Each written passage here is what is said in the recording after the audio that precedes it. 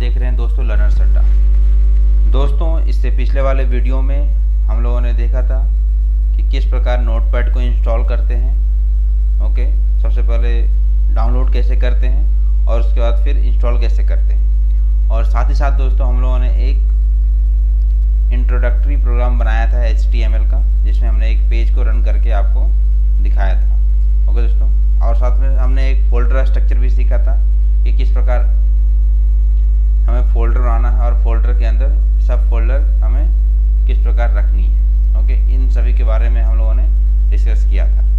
ठीक है दोस्तों, आज का जो वीडियो है दोस्तों ये HTML का ही है और इसमें हम लोग समझेंगे HTML होता क्या है और इसको हम लोग क्यों यूज़ करना चाहिए, कैसे यूज़ करते हैं, इन सभी के बारे में बात करेंगे। ठीक है, तो जैसा कि आपको स्क्रीन पर दिख रहा है HTML का मतलब क्या हो गया, हाइपर टेक्स्ट मार्कअप लैंग्वेज। इसको दोस्तों हम लोग बोलते हैं वेब लैंग्वेज, यानी वेबसाइट बनाने के लिए सबसे ज़्यादा यूज होता है। यानी कोई भी वेबसाइट बनाते हैं तो दोस्तों आपको HTML की ज़रूरत पड़ती ही पड़ती है। ठीक है, डॉट एक्सटेंशन जो होता है .html भी होता है और .htm भी होता है। ओके दोस्तों, लेकिन मोस्टली जो है हम लोग HTML ही यूज करते हैं। Okay, HTML is the standard markup language for web pages. With HTML we can create okay our own websites. Okay, और HTML is easy to learn. अब इजी टू लर्न क्यों है दोस्तों? सबसे पहले मैं बता दूं, ये वहाँ भी बेवकूफ़ लैंग्वेज है। कहने का अर्थ ये आपको एरर नहीं देगा। ठीक है, तब एरर पता कैसे चलेगा? वो पता चलेगा आपके आउटपुट से कि आउटपुट अगर आपके अकॉर्डिंग नहीं है तो समझ लीजिए आपके कोड में कहीं ना कहीं कुछ एरर है, आपने कोई ब्रैकेट्स को क्लोज नहीं किया है प्रॉपर तरीके से। ठीक है, कुछ भी एरर हो सकता है।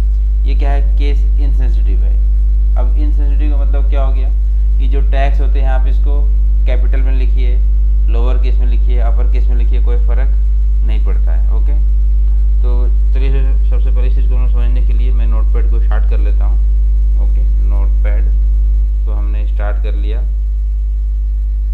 ओके दोस्तों, और जैसा कि आपको स्क्रीन पर दिख रहा है, अब देखिए यहाँ पे जैसे बॉडी टैग है या H1 टैग है। अब H1 टैग को मैं लोअर केस में लिखा हूँ। अब एक को मैं क्या किया, कैपिटल में लिख दिया और दूसरे को स्मॉल में ही लिखा। ठीक है, और मैंने इसको रन कराया। ओके, तो यहाँ पे देखिए डायरेक्ट रन नहीं कर रहा है, तो वापस हमें फोल्डर में ही जाना पड़ेगा। तो हम चले आए फोल्डर में और हमने इसको रन कराया। तो देख रहे हैं आउटपुट पे कोई फ़र्क नहीं पड़ा है, आउटपुट हमारा जो है प्रॉपर आ रहा है। ओके दोस्तों, तो अब मैंने क्या किया, वापस हम आ गए नोटपैड प्लस प्लस पे और इस बार मैंने इधर भी H1 कर दिया, कैपिटल कर दिया, यानी सारे अब कैपिटल में है। तो फिर देख रहे हैं आपका आउटपुट पे कोई फ़र्क पड़ने वाला नहीं है। जाके उस पेज को आप फिर से रिफ्रेश कर लीजिए। एक टैब को मैं क्लोज कर देता हूँ। इसको जस्ट क्या करना है, आपको रिफ्रेश कर लेना है। तो देखिए आउटपुट सेम है दोस्तों आपका। ठीक है, उसी प्रकार अगर बॉडी में देखिए तो आप अपर केस को लोअर केस को अगर मिला के भी लिखते हैं तो भी कोई फ़र्क पड़ने वाला नहीं है। ओके दोस्तों, यानी आपका आउटपुट जो है एज इट इज़ आने वाला है, जैसा कि आप स्क्रीन पर देख रहे हैं। तो केस इनसेंसिटिव का मतलब क्या है कि आप इसके टैग्स को या तो आप कैपिटल में लिख दीजिए तो भी सही है, लोअर में केस में लिख दीजिए तो भी सही है, लोअर और अपर केस को अगर आपने मिलाकर भी लिख दिया तो भी सही है। ठीक है, तो इस बात का आपको हमेशा ध्यान रखना है। ओके, और दूसरी बात कर रहे थे कि इसको महा बेवकूफ़ लैंग्वेज इसलिए होता है क्योंकि ये आपको एरर नहीं देता है। जैसे अभी देखिए इसी वाले में मैंने क्या किया, यहाँ पर इसको ओपन रहने दिया और क्लोज नहीं किया। ठीक है, और ठीक है मैंने लोअर केस में लिख लिया और यहाँ पर मैंने कुछ चीज़ें को पैराग्राफ में लिखा। ये भी दोस्तों एक टैग ही है, पैराग्राफ टैग कहते हैं इसको। और मैंने कुछ कंटेंट जो है यहाँ पर कॉपी पेस्ट करता हूँ वर्ड से। ठीक है, तो वर्ड को मैं ओपन कर लेता हूँ WORD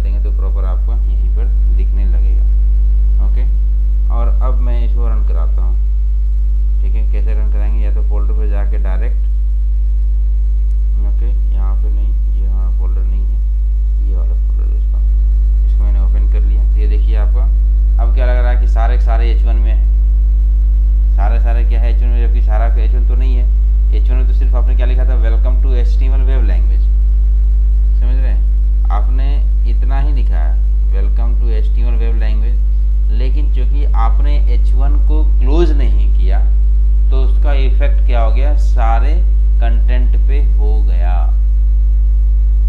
सारे ही कंटेंट पे हो गया। ओके, तो इसलिए हमें दोस्तों जो है सारे टैग को प्रॉपर तरीके से क्या करना है, क्लोज भी करना है। इस चीज़ को आपको हमेशा ध्यान रखना है, ठीक है। तो यही आपका एरर है कि एरर क्या है, अगर आपके अकॉर्डिंग अगर आउटपुट नहीं आ रहा तो समझ लीजिए आपने कहीं ना कहीं कोड में कुछ ना कुछ गलती किए हैं। अब अगर आप इसी पेज को आकर रिफ्रेश कर देंगे तो आपको प्रॉपर तरीके से दिखने लगेगा। ओके दोस्तों, तो अब ये प्रॉपर आपको आउटपुट दिख रहा है स्क्रीन पर। रिफ्रेश जस्ट कर देना है आकर। तो ध्यान रखना है कि प्रॉपर सारे टैग को आपको क्या करना है, क्लोज करना है। ओके, तो हम चलते हैं वापस। तो ये था केस इनसेंसिटिव का मतलब it stands for hypertext markup language. Hypertext का मतलब क्या होता है दोस्तों, एक ऐसा टेक्स्ट जो नेटवर्क में फ्लो हो सके या जिस टेक्स्ट पे हम हाइपरलिंक हो यानी दूसरे पेज पे हम ट्रेवल कर सकें, तो उस टेक्स्ट को हम लोग बोलते हैं hypertext. It describe the structure of a web page, ठीक है। HTML जैसे अगर बात करें तो एक पेज का स्ट्रक्चर अगर आप देखना चाहें तो ये क्या है, आपका एक पेज का स्ट्रक्चर है कि पहले डॉक टाइप लिखेंगे। डॉक टाइप जो स्पेशली जो पर्पस होता है दोस्तों वो HTML5 को रिप्रेजेंट करता है। हम लोग जो दोस्तों पढ़ रहे हैं वो HTML5 ही है और आने वाले समय में हम लोग HTML5 के बहुत सारे टैग्स भी डिस्कस करेंगे।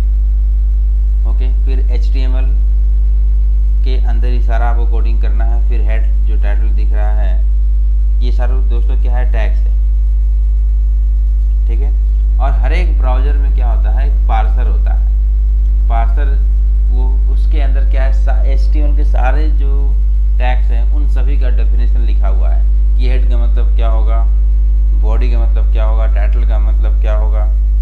ओके, हेडिंग्स जो H1 से लेके H6 तक है उसका मतलब क्या होगा, उन सभी का प्रॉपर डेफिनेशन वहाँ पर लिखा हुआ है, ठीक है। तो जब क्या होता है, जब पार्सर से गुजरता है वो, तो उस हेडिंग जो भी उस टैग के अकॉर्डिंग वहाँ पे कंटेंट के अकॉर्डिंग जो प्रोग्रामिंग की गई है पार्सर के अंदर, उसके अकॉर्डिंग उस टेक्स्ट पे क्या होता है, अप्लाई हो जाता है। तो उसको हम लोग जो है इस प्रकार ये हमारा आउटपुट देता है, ठीक है। तो हर एक टैग का अपना कुछ ना कुछ मीनिंग है। ओके दोस्तों, तो ये दिख रहा है सारा क्या है, आपका पेज का एक स्ट्रक्चर है कि पहले HTML लिखे, फिर हेड लिखे, फिर टाइटल, फिर हेड को क्लोज करें, फिर बॉडी जो आपको वेब पेज पे कंटेंट के रूप में दिखता रहता है। ओके दोस्तों, फिर बॉडी क्लोज, लास्ट में HTML क्लोज। तो ये आपको प्रॉपर एक पेज का क्या है दोस्तों, स्ट्रक्चर है, ठीक है।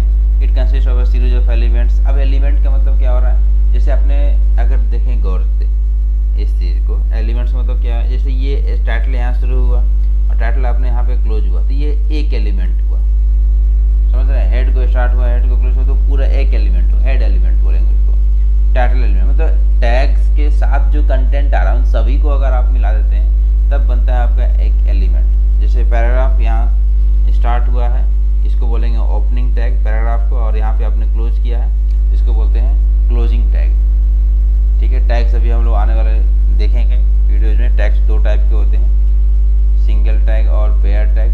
पेयर टैग को ही हम लोग ओपनिंग और क्लोजिंग टैग बोलते हैं दोस्तों।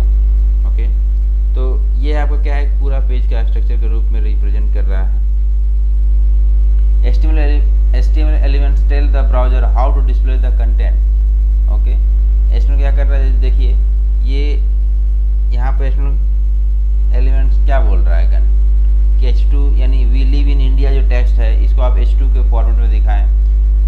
Welcome to HTML web page language, इसको आप H1 हेडिंग के रूप में डिस्प्ले कराएं। मतलब ये जो टैग है ये आपके ब्राउजर को इंस्ट्रक्ट कर रहा है कि how you will display the content which is written inside H1, inside paragraph, inside title, inside body, समझ रहे हैं। तो ये उसका वर्क है।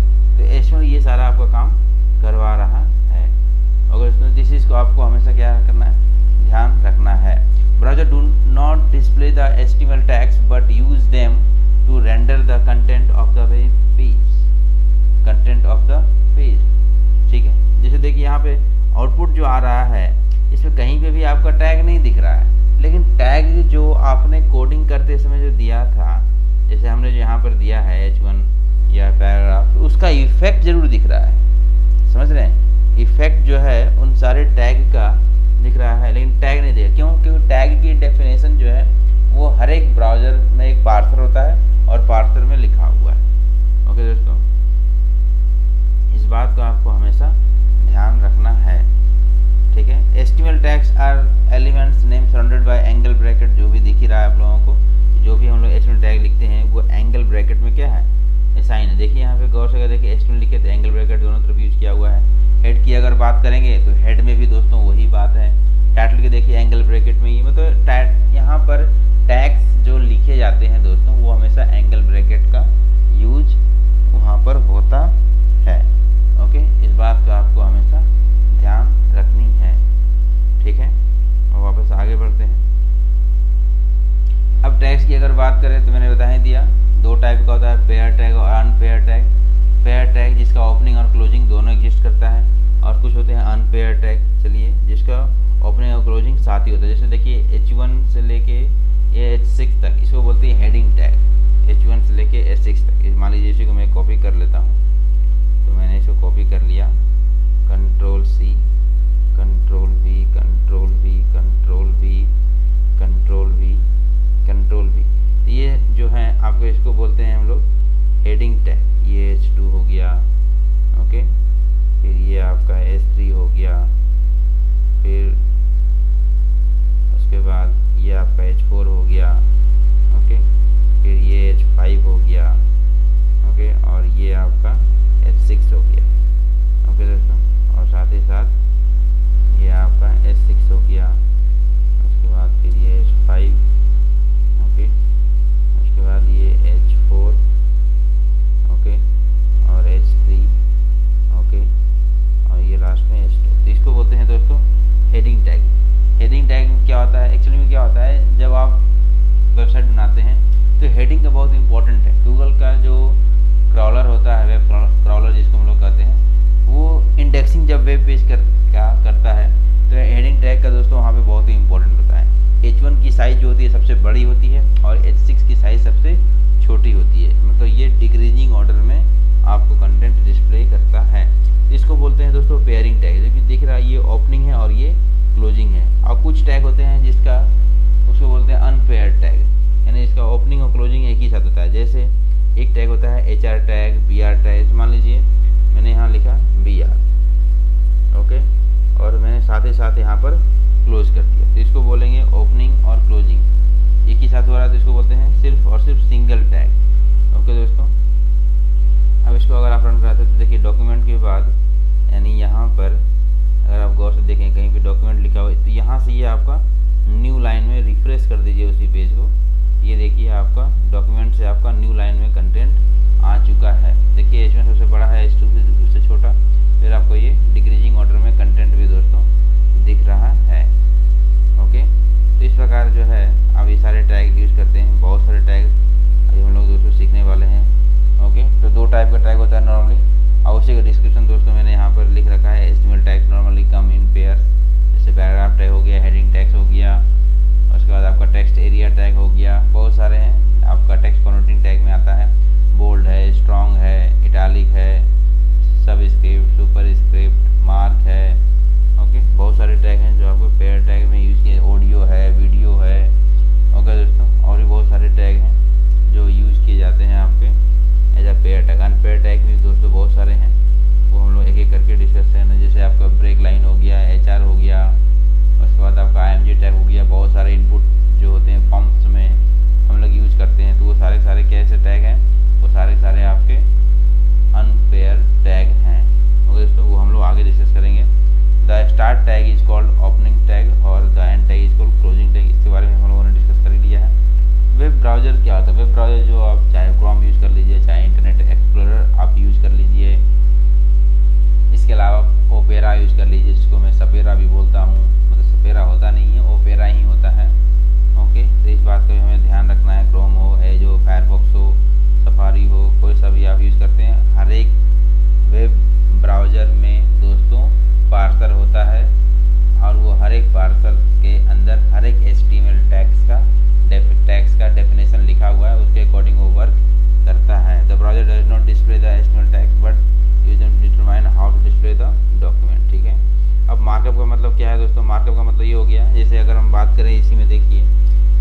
टेक्स्ट लिखा है यहाँ पर welcome to HTML web language, इसको मैंने मार्क कर दिया H1 टैग, ये हो गया मार्कअप। यानी अब ये जो टैग है, सॉरी ये जो कंटेंट है HTML टू वेब लैंग्वेज, ये जो है आपका हेडिंग में H1 में डिस्प्ले होगा। उसी प्रकार इसको मैंने टाइटल से मार्कअप मतलब क्या होता है, कंटेंट को किसी टैग से बाइंड अप कर देना, that is called markup. Okay, इस चीज़ का आपको हमेशा ध्यान रखना है। Okay, markup consist of several keys component including those called tags and their attribute. Attribute क्या होता है दोस्तों, ये टैग्स के साथ एसोसिएट होता है, ये टैग्स के साथ क्या होता है, एसोसिएट होता है। जैसे मान लीजिए, जैसे इसी में देखिए, अगर मैंने यहाँ पर तो सबसे पहले तो इसको मैं चेंज कर लूँ, ठीक है। और अब मैंने यहाँ पर क्या किया, यहाँ पर लिखा